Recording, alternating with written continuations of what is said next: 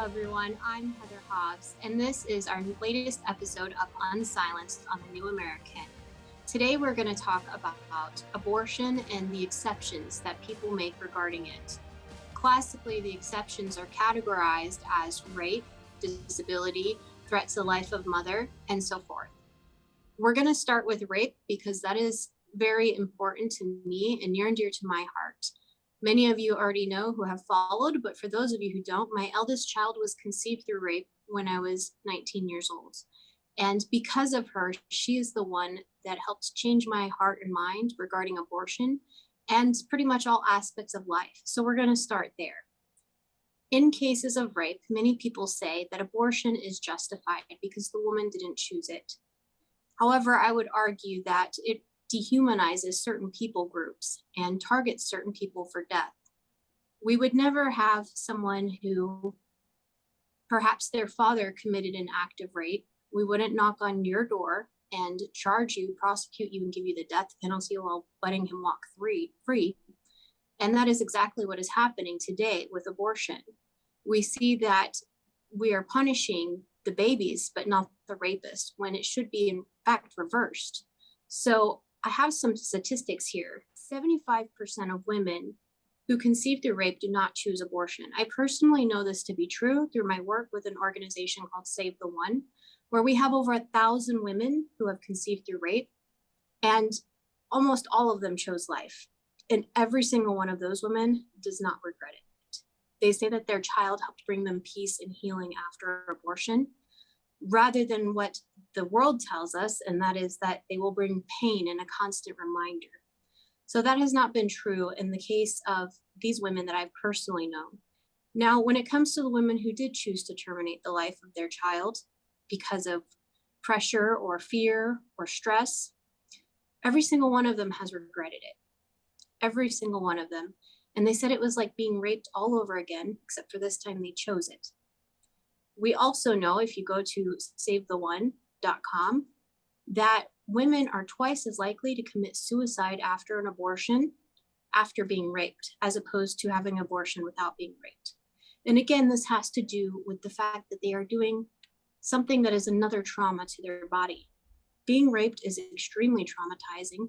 It's hard to talk about. It's hard to manage. It's hard to get through. And it's a major injustice to women to say that you're not good enough to get through this, and the only option is to kill your child. The only option. And so what I have found through organizations like Save the One and others, and meeting women who have been raped, who have had a child and have had an abortion, is that the reality is it never gives them healing.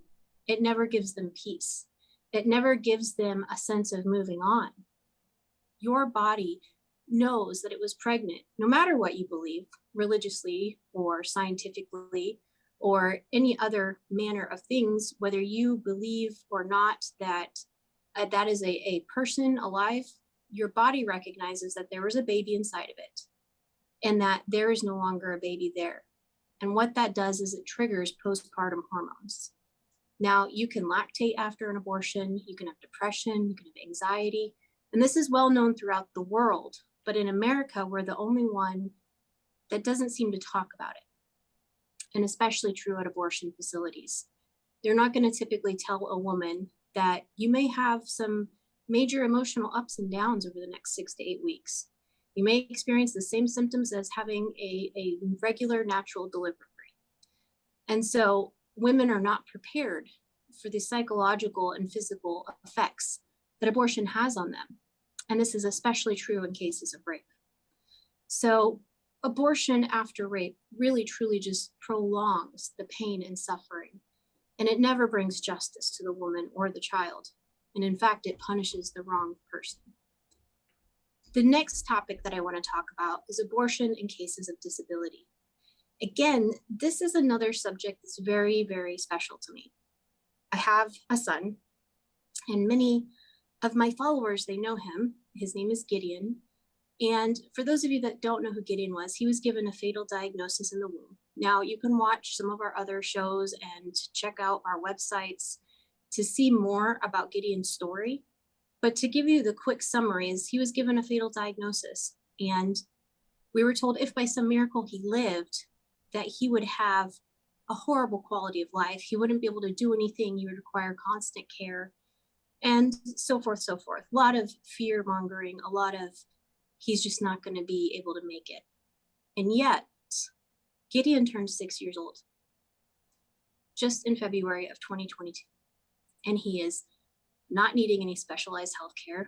He is not needing any kind of specialized treatments.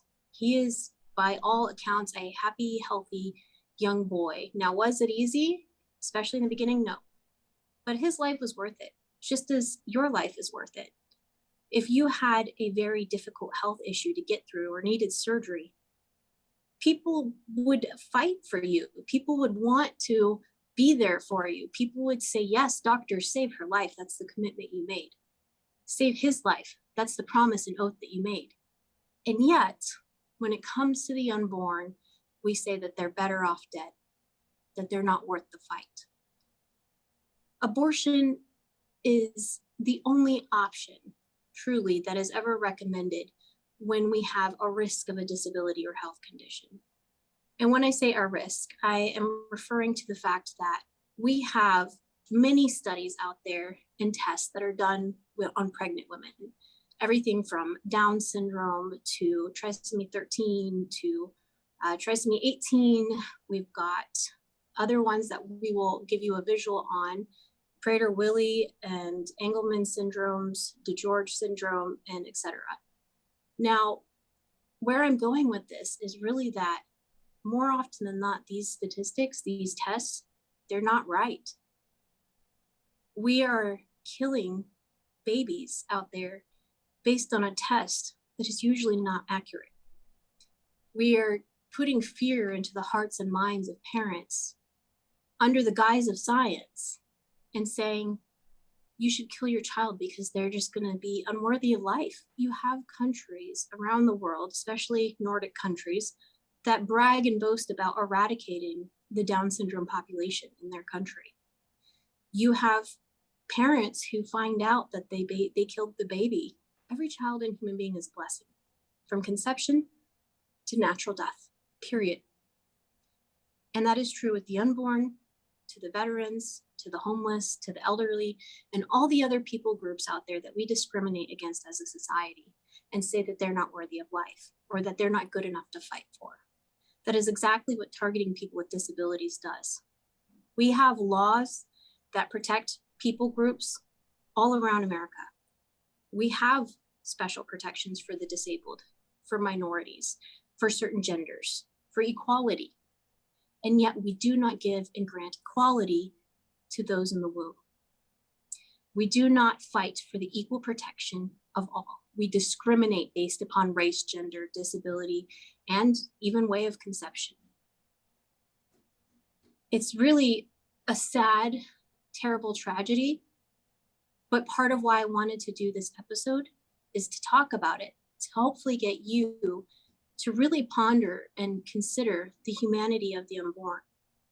The fact that they are pain capable, they do experience suffering when they're being ripped apart. They do experience joy and fear, which we've proven through science. We've never had such a large number of young pro-life people in the world. And it is because of the amazing and astounding images we see in ultrasounds, the amazing data that we have that shows they're pain capable and feel emotion and smile and play. But you have this false narrative that is all based on population control, that is all based on destroying America and the world. And a lot of it stemmed from the Holocaust. It stemmed from Margaret Sanger, who was a racist. It stemmed from the Nazis, where they helped develop birth control pills and morning after pills. All of those are derived from Nazi origins. A lot of pro-abortion people won't talk about that. When we talk about Margaret Sanger, she's kind of becoming more and more well-known. What's really sad is she's been touted as a hero for such a long time, as a women's rights activist. The reality is Margaret Sanger wanted to exterminate certain people groups. She wanted to exterminate minorities, the poor. She wanted to exterminate pretty much anyone that she deemed unworthy of life. She spoke at the KKK Klan meetings for the women.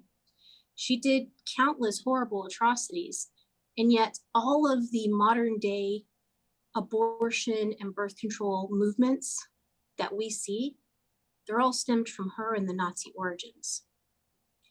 Oftentimes, when women get various forms of birth control, they're not even fully advised. They're not given a real opportunity to be educated on the possible side effects. You can get heart attacks, cancers, anaphylaxis, which is not fun. I've experienced that personally. Sudden, total, and or partial blindness, pulmonary embolisms, high blood pressure, gallbladder problems, vomiting. And yes, they can kill an already conceived child. They can cause you to bleed. They can cause breast pain and swelling, blood clots, fatigue. The list goes on. You know, when I look at the list of birth control side effects, I'm always reminded of those silly commercials when there's a new medication that comes out and it says, this medicine's great. And you see everybody is just, oh, so happy because it's made your life better. And then at the end, they give all the credits of can cause death and cancer and bleeding and blood clots and heart attack and this and this and this. That's birth control. That is the morning after pill. That is all of these medications that they give to induce abortions. But we're not getting the cheesy commercial with it. We're not getting all of the side effects listed. They just tell women that it's safe and effective. There's a lot of things being touted as safe and effective nowadays. It's really, really tragic.